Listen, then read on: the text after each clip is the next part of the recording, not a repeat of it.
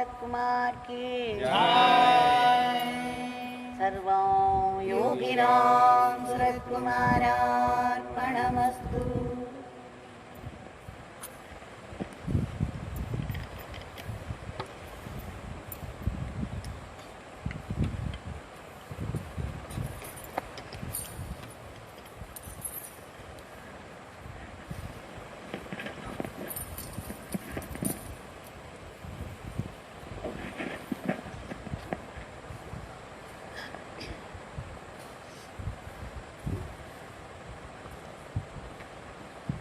Every day, grip,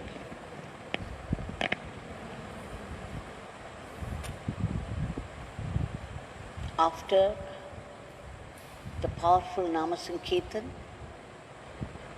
we have been going through experiences of the devotees,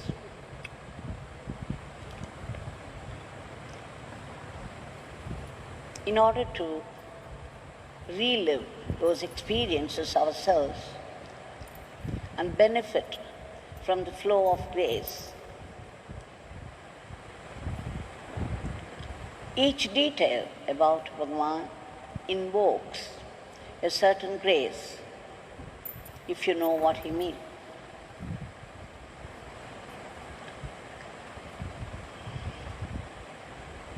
And some of the demonstrations of Bhagwan have a very poignant teaching lesson.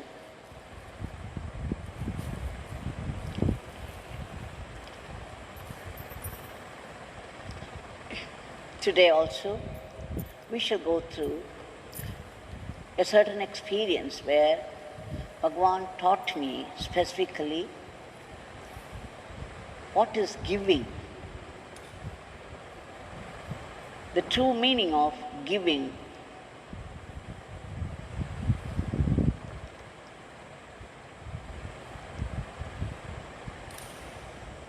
In the initial days, when I did not understand quite the ways of Bhagwan,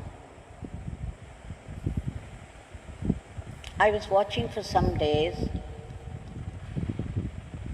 Bhagwan using an old, small aluminum cup. It must have been green once upon a time, but over the years it had lost its shine,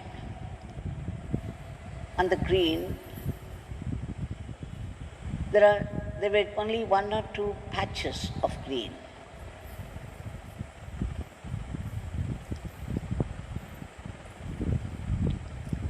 And he used to take a little water in that and tap the ashes of his cigarette into that. I had seen Bhagwan using a small aluminum vessel also. Sometimes, instead of coconut shell, he would keep some water there. And one day I saw a new aluminum vessel by his side containing water. So I thought we could buy new things for Bhagwan and that he would accept them. Especially this particular small cup, old aluminum cup which he was using in the place of an ashtray.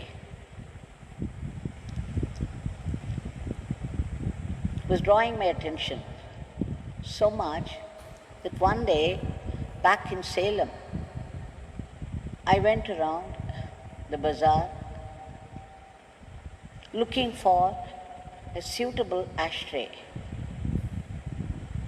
It took me nearly 2.5 to 3 hours going from shop to shop looking for a suitable one.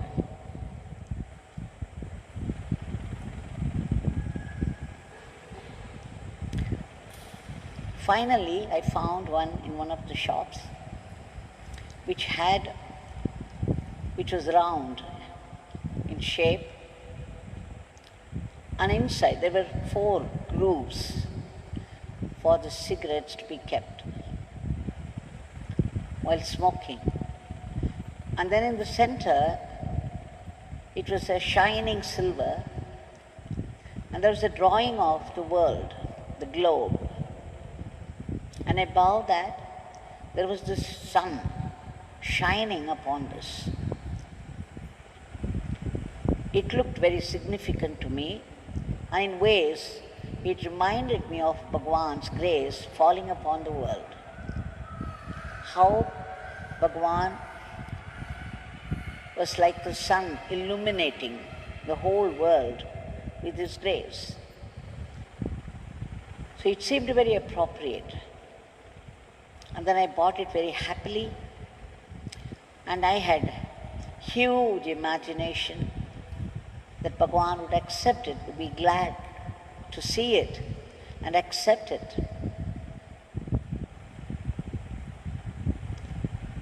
But the next day, when I went there for the darshan, when I was called inside, I placed it in front of him, prostrated, and said, Bhagwan, I have got this for you.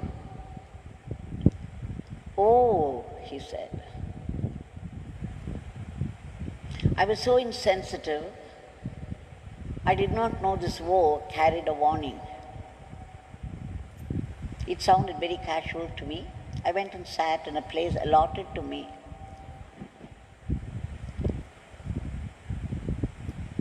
And he went on smoking that day also. There was a long line of devotees.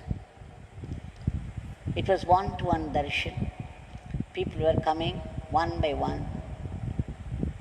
Bhagwan would give them sometime a pat on the back, a pat or two on the back, to the delight of the devotees, and drop a sugar candy into their hands. Sometimes he would drop a plantain and say Ram Ram.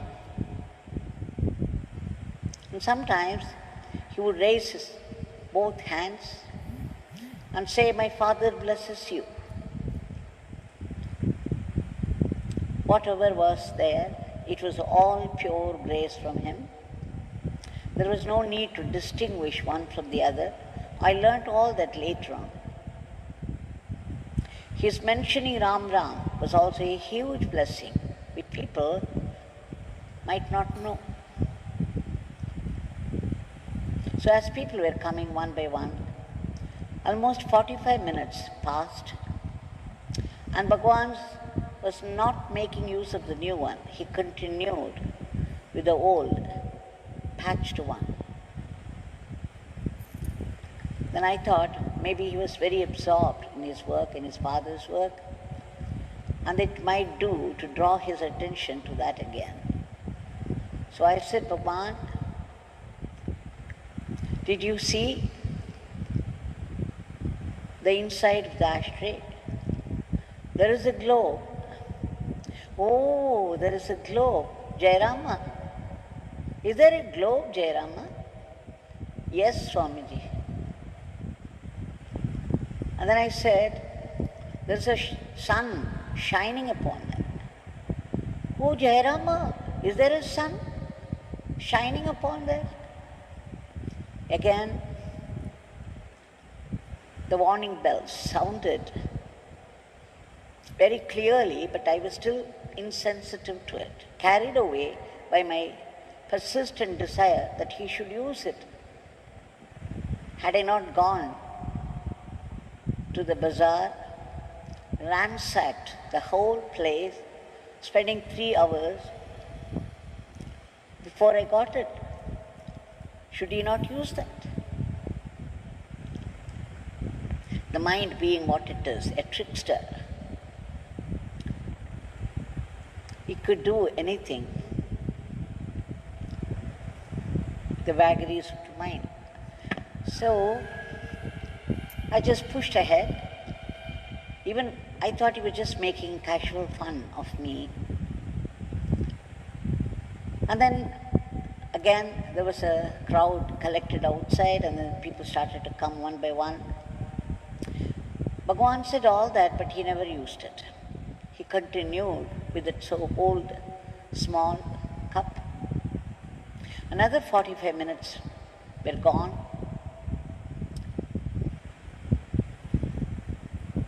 And this time what he did was, every time somebody would come after 4 or 5 people, he would hand over the burning cigarette to Jayaraman, who was attending on him at that time, who used to be with him whenever he had leisure time from his office. So Jayaraman would hold it in his hand, and the devotees would come, and Bhagwan would give them a pat or two at the back, and give something as prasad, and then pronounce his blessing. So this went on, and then again he would take it back from Jairam and continue smoking. And again after 3 or 4 people, he would hand over the burning cigarette to Jayaraman, attend to the devotees coming in. This I was watching for some time, and then I thought, here is an opportunity once again to remind him, because he was getting very absorbed in blessing people. Should I not draw his attention to that? So again, my impertinence would not let me rest. He had to use it. I had put myself to such trouble to get it for him, and he had to use it. How could he not use it? So I said, Bhagwan, you see that ashtray, Bhagwan, there are grooves there. You can keep your cigarette there. He said, oh, are there grooves, Jairama? See, it was right in front of him, and he was looking at it sometime. And again, he was asking Jayaraman as though it was all new and he could not see what was in that. Again, it was warning bells. But I would not take them. I would not take the hint. And so, Jairama, we can keep the cigarette he had been smoking for so long, for so many years. And here, he was playing along. He said, Jairama, we can keep this burning cigarette in the groove. Yes, Swamiji. Oh. And then again he became quiet and he continued his one-to-one spiritual ministry. But by then, something inside, I became uneasy. Butterflies were moving in my stomach. I knew that there was something far wrong on my part. And then, with wisdom, I kept quiet. Though I didn't understand what it was all about, I knew, I saw the warning and kept quiet afterwards. Then when the morning session was over about 12 o'clock or 12:30, he sent everybody out, and finally he called me, dropped some fruit into my hand and said, this beggar leaves you now, you can go. So anyway, I was happy he accepted it. And then I was about to reach for the gate, and he called me, Devaki, wait, come here. And he took this new, brand new ashtray and dropped it into my hand and said, you can take it with you.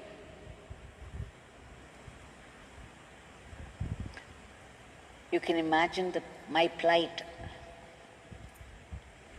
I was shocked, stunned, and after that the reaction started all the way back home to Sudama in Raman Nagar. It was rains and thunder inside. And it continued after I reached Sudama the whole night. I was crying, because I understood the mistake I made. My job was to keep it. at his feet and keep quiet. I cried the whole night out, and the next day morning also the mood continued, the depression. And about 10 o'clock, once again, I promptly presented myself at the gate of Sannadi Street house. My face was swollen, my eyes were swollen. Anybody could make out that I was crying so bitterly. And then Bhagwan called me in. There were so many people there. Both the rows were full. Then he sent somebody out, made way, and then allowed me to sit there. And then he started his Leela. He said, this beggar is going to tell you all a story. This beggar went to the temple. This beggar has been going to the temple for father's work. Whenever this beggar doesn't want to be disturbed by people, he would go to the temple and do father's work there. Once this beggar went to the temple was very crowded, especially the sanctum sanctorum. On either side, there were ladies and gents, pretty crowded. Everybody was standing there with a plate of coconut, bananas, bunch of bananas, and incense sticks, and added to all that a mala. Each one had a mala in hand and a plate of offerings. The pujari was very busy. He would take the plate and the mala from one person, put the mala on Arunachaleshwara, and do the puja, and then take the prasad, and take another mala, the mala of the previous person, from Arunachaleshwara. And bring this mala, he would give to the person from whom he had taken one mala. And then he would come to the next person, take the plate and the mala. He would put this mala now on Arunachaleshwara and take the previous one out. After the little puja, he would come out, hand over the plate and the mala, the old mala. So this was going on. Everybody took it without saying anything because that was the way it was done. And nobody questioned it. They were happy that Arunachaleshwara took their mala and they got the prasad. But there was one man in the line. He was standing last, and he had a very beautiful one, homemade mala, very beautiful looking. People must have spent some money or time over that. So when it came to his turn, he looked at the pujari and said, I have been watching you taking malas, the previous malas from Arunachaleshwara, and handing it over to the next person. But you see, this is very expensive and handmade with such care and concern. So once you put it on Arunachaleshwara, please I don't want you to take it out and give it to someone else. It must stay on Arunachaleshwara himself. Then the pujari looked at him. He became angry. The pujari said, what? Are you putting conditions to Arunachaleshwara? You have come to give an offering to him. You have no say in the matter. Once you offer it to Arunachaleshwara, it becomes his. And he can do anything with that. How can you put condition that it should not be taken away from him, handed over to someone else? If you are putting conditions even before offering, I cannot take it for Arunachaleshwara. Arunachaleshwara will not accept it. Anything which comes with a condition. Swami continued only up till this. He did not go on further. And then he turned to all of us and said, this Pujari was right.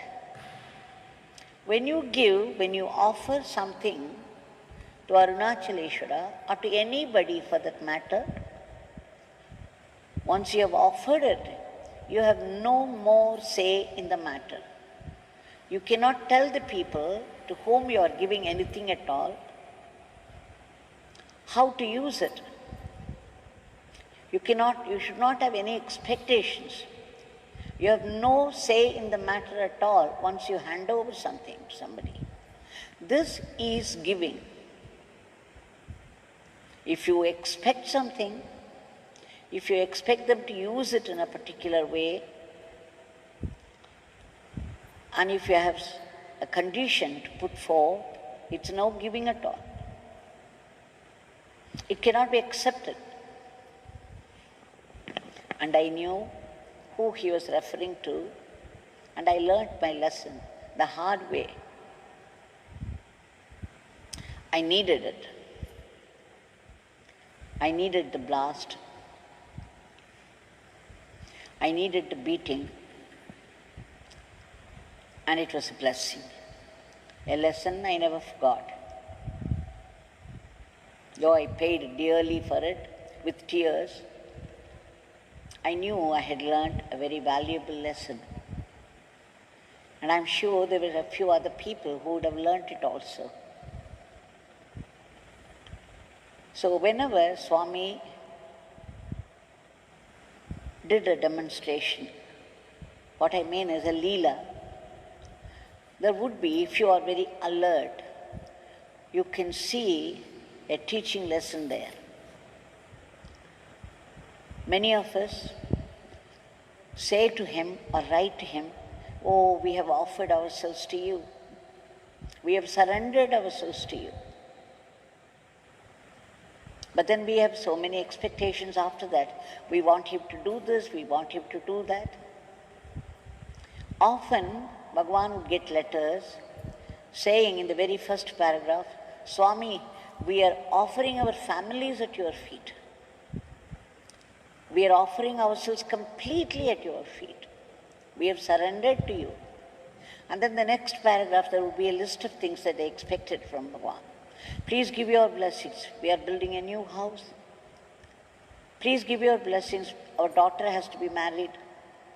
Please give your blessings for my son to get a job." So sometimes Bhagwan would say, by way of fun, "See, Devaki,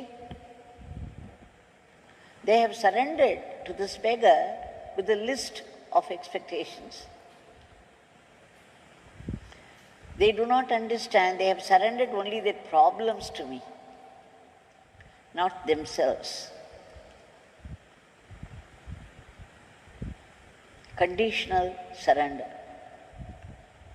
And then he would laugh. So, it's not only a thing or two that we give to people. Once we come to a guru and allow him to take over, wherever he places us, we have to stay put. Meera sings in one of her songs, "Wherever you throw me, I sit there chanting your name. Whatever you put in my plate, I take it as my food.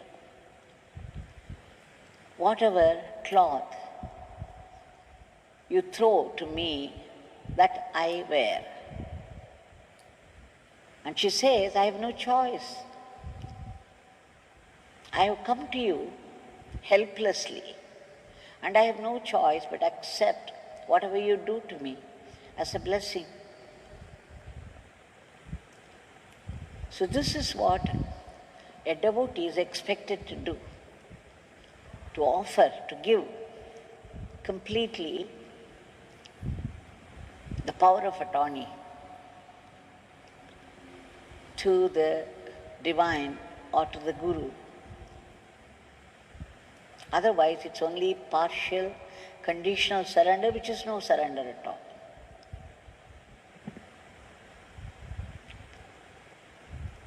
This is what Bhagwan taught me. Once we come to a guru, we have to give him complete freedom to handle us any way he likes.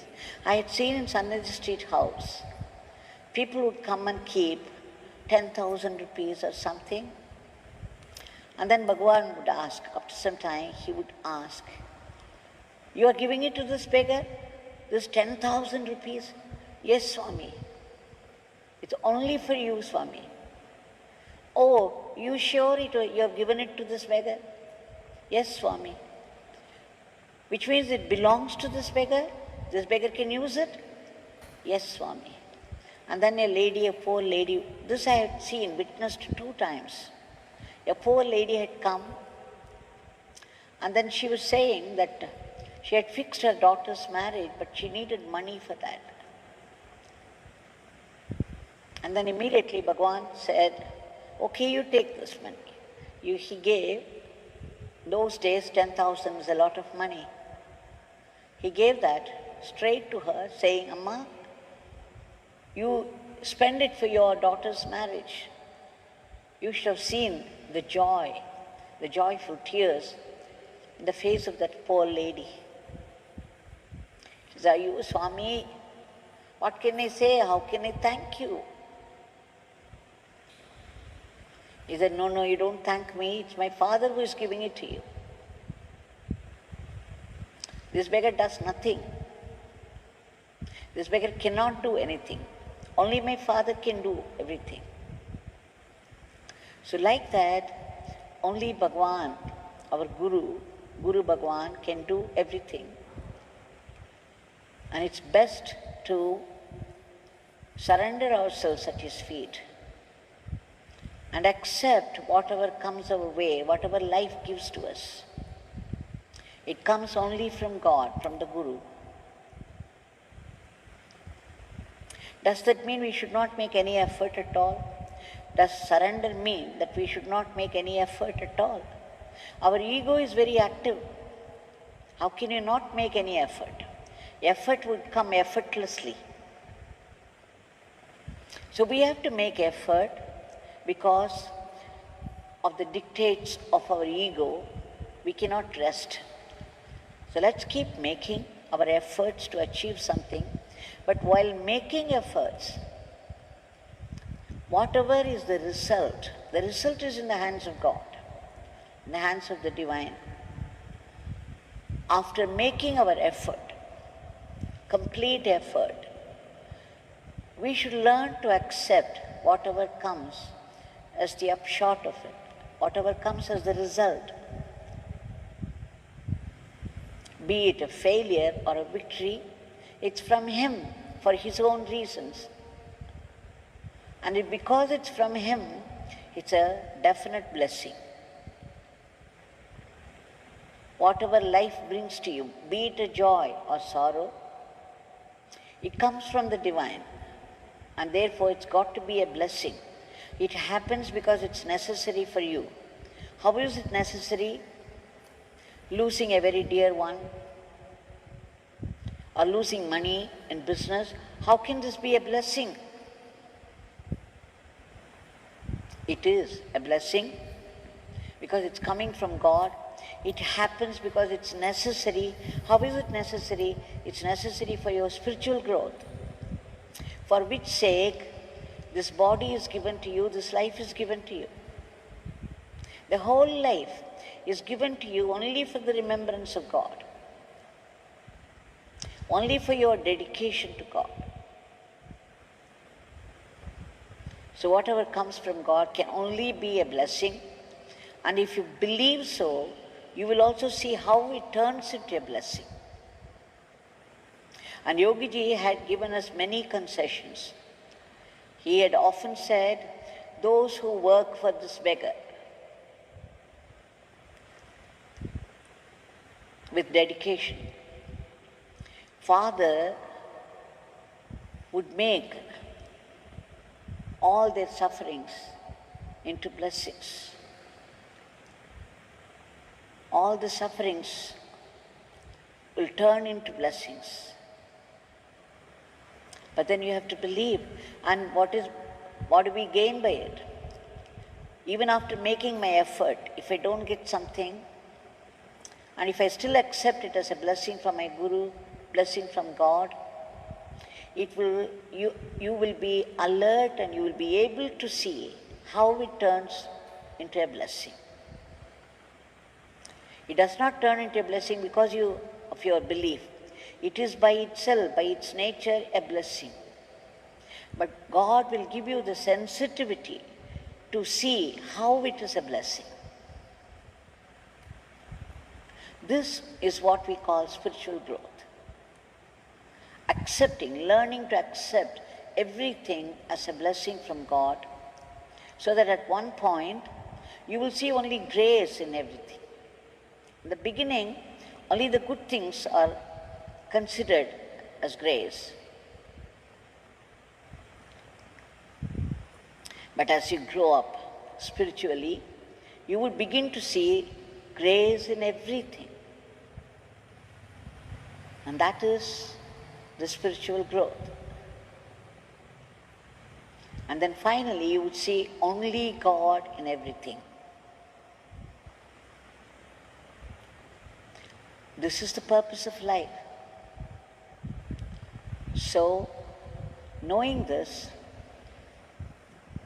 even today, the situation we find ourselves in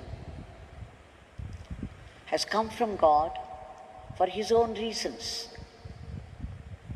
All we can do is, we cannot just sit back and watch the whole show saying that it is God-given.